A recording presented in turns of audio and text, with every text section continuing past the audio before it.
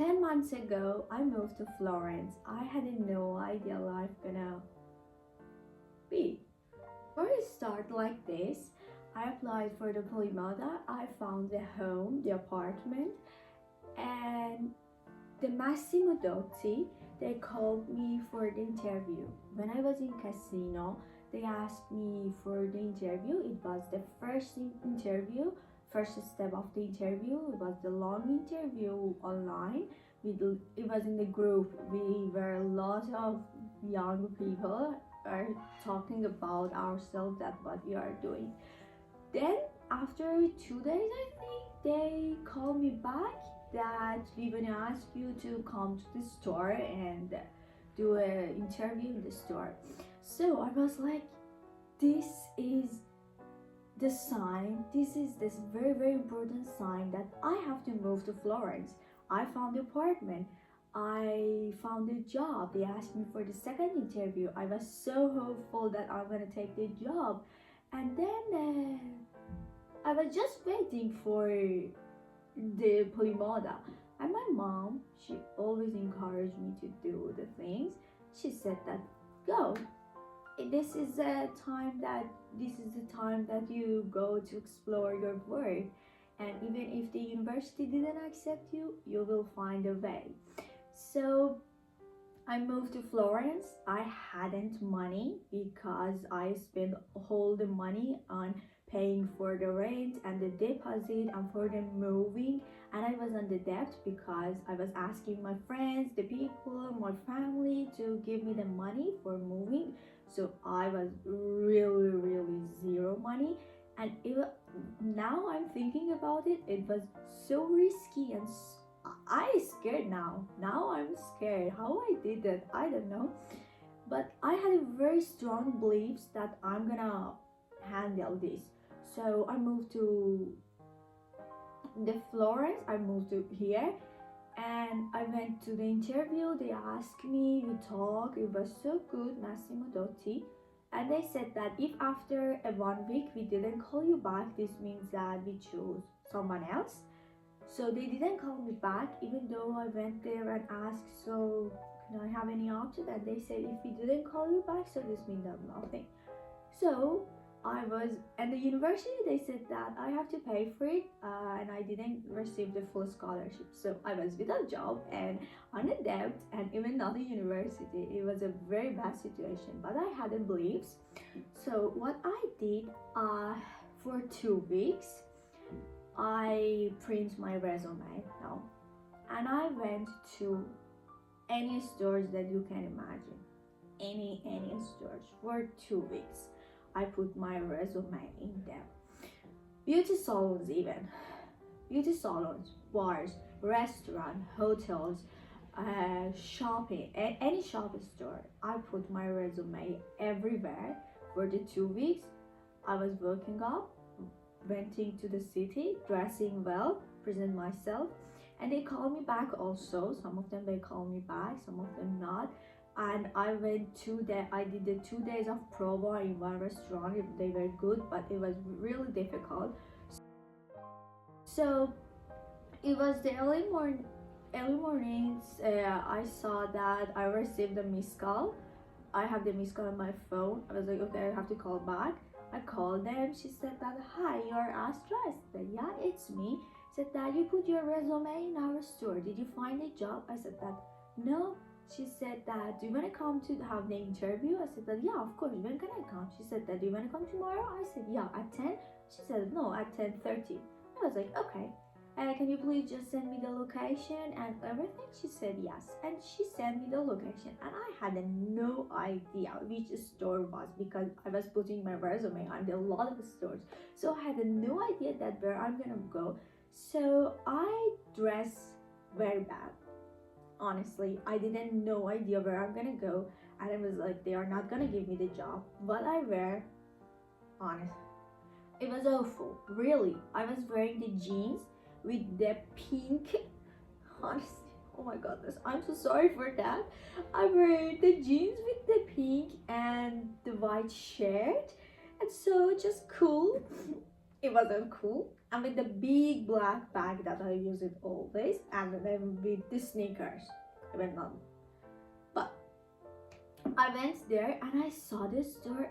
It was so pretty. I was like, I cannot believe that this store is amazing. Really, really was so cool and pretty.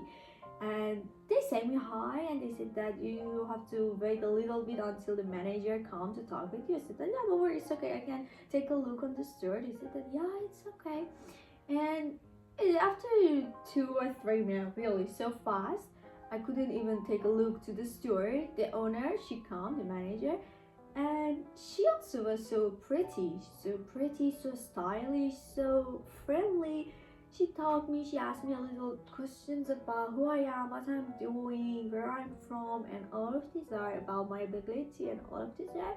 And we talk a little bit. Honestly, it was my easiest interview job that I've ever had. And she said that yes, you can work here.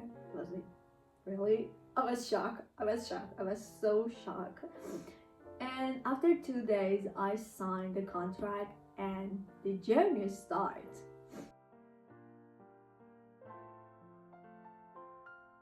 The contract and I entered to the store, to the world of the vintage bags, accessories, luxury, and delicate. Everything was delicate. Everything has this story. Everything was special. Had the order, organizing, and it's a very big word. So let's dive a little bit of the important lesson. If you wanna look for the job, enter to the world of the vintage store, or even if you wanna do the sale assistant, there is a thing that I learned there that before I didn't know.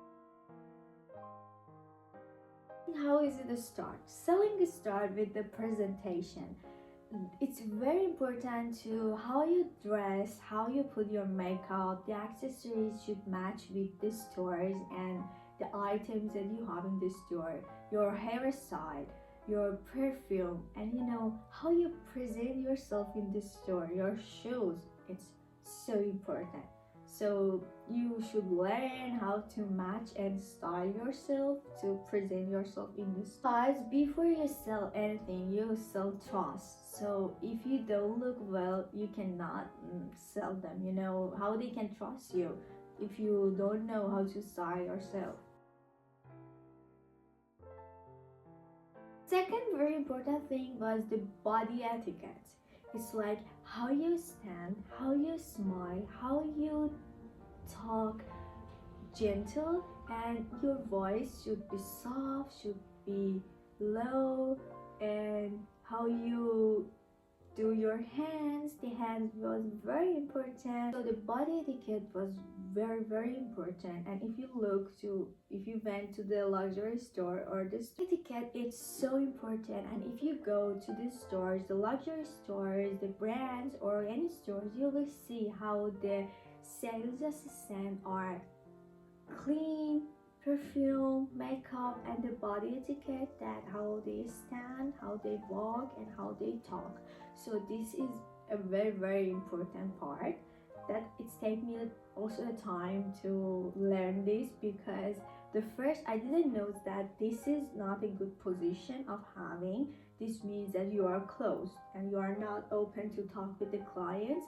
And the first weeks I was like this, and she was like, what are you doing? Your hands should be like this, or your back like this, and you should be open to talk with the clients, and you should talk slowly with the clients, and you should be so gentle and so patient. You should listen to the clients without interrupting them, and let clients talk. Let imagine their self. They will share the story with you. They will talk with you, and it's the important part that you listen to them without interrupt them and listen patiently. And give the client the space. Let them look, let them try, let them have their space. It's very important to give the client the space, give the client time. One of the most things that I learned there, it's very important for me. It's like if you want to have the big sale, you have to have a very big patient. So she's gonna spend a lot of money. So she need to think, she need to have the space, and you have to have the patient for the big set, no? So if you have the patient with that and have this idea, this is the big sale, so it's needed more time, of course. So you give them space, you will see if they need like you offering them the styles or offering them the alternative. For example, you say that look, these earrings is not good for you, it's not good for your face or for the occasion that you are looking for, but I can suggest you this one. This is better, this is how these are. So it's gonna help them and build the trust that clients will love this. The other things that people so love it and enjoy it is that sharing the story, especially in the vintage we have a lot of things and each piece has this unique story, and when you share the story of the piece, when you share the story, it's not just a piece, it's changed, it's gave the soul, you give them a soul to the item. When you say that this is the bags come from this year, this people use that for that era, and when you share it, it's everything changed and people pay for it. They don't care because not for the item, for the story. So sharing the story, it's so important, and patiently you should say it. Second thing is that honestly build the trust. If you say the honest thing, they might not buy that day. You say that, listen, you are looking for this, but these are none of them match with the things that you are looking for. That day they are not gonna buy because they couldn't find it. But the next day they will come back and buy another thing from you. Why? Because you build a trust for them. The trust is so important. When you give them the honest idea and you put the time for them, you help them to style, to find, and even if they don't buy, you are still gentle, you are still patient, you are still give them the idea and everything, they will trust you. And if they trust you, they will come back over and over and over. We had a lot of clients that coming back after, like, for example, 3 years ago they were here, they bought something and they come back again to Florence and they come there. Why? Because they trust you and they remember. People remember. So this is what I have learned in working in the vintage store for the 10 months. And I'm gonna share more about if you wanna work as a sales assistant. So for being a sales assistant, for being professional sales assistant, what you need, I'm gonna talk more about the having the boundaries, the teamwork, and more. And thank you for watching this video. I hope you like it.